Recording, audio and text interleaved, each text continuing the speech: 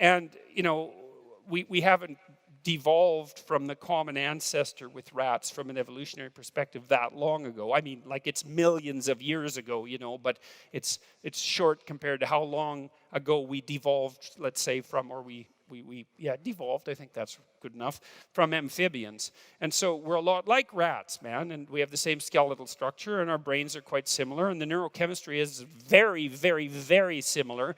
I mean, the neurochemistry is similar right down to the level of crustaceans, which is why I wrote about lobsters in Rule 1, because I thought it was so bloody amazing when I came across that literature to see that when lobsters are defeated in a social contest and they lose their hierarchical position, that they undergo neurochemical changes that are analogous to the neurochemical changes that human beings undergo. That's so amazing. And that the same damn drugs that help us, antidepressants essentially, also cheer up defeated lobsters. I mean, it's a staggering demonstration of the continuity of biology across, you know, unbelievable spans of time.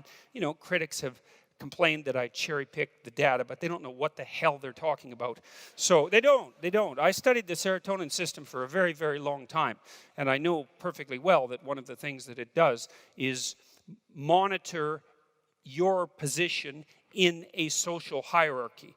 And it's more important than that, because the serotonin system it's a master control neurochemical system. It's like the conductor of an orchestra. Everything in your brain depends on the serotonin system, which is why you think about it like an antidepressant decreases the rate at which neurons will reuptake serotonin. You need serotonin to modulate the way your neurons work. You take an antidepressant and the serotonin works a little longer.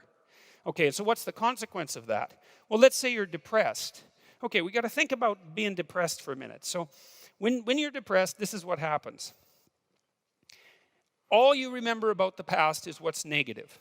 So everything about the past is negative. All you can see in the present is what's negative. Everything about the present is negative. And nothing about the future is positive at all.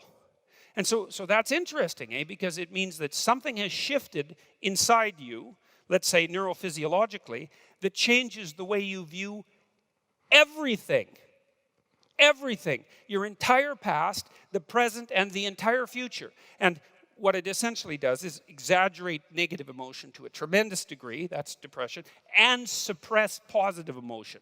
Now, there can be variance in that. Sometimes you see depressed people, and you can think about your own mood in this way. You know, you might say, well, I'm not that sad, but I've just sort of lost my interest in everything.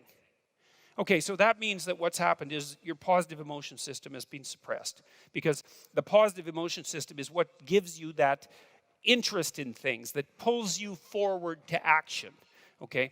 And the negative emotion system, that's anxiety, that's a huge part of it. Frustration, disappointment, grief, pain, that kind of covers it. Anger as well, though anger is a bit complicated because it's half a positive emotion and half a negative emotion, which is why it feels so good to get angry, by the way, and why it also impels you to action, whereas most negative emotions stop you. You know, so in any case, if your serotonin system, if your serotonin function declines, then all of a sudden everything is negative. You think, well, isn't that interesting? How the hell can it be that something can change within you that changes everything?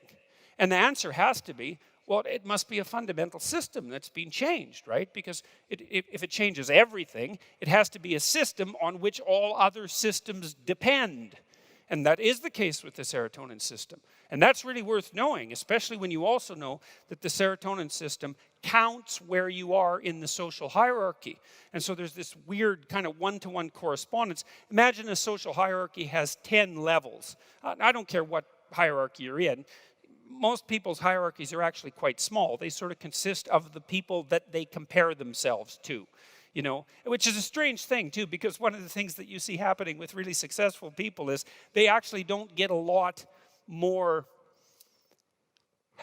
happier and a lot less unhappy as they climb the broad social ladder, because the people they compare themselves to change.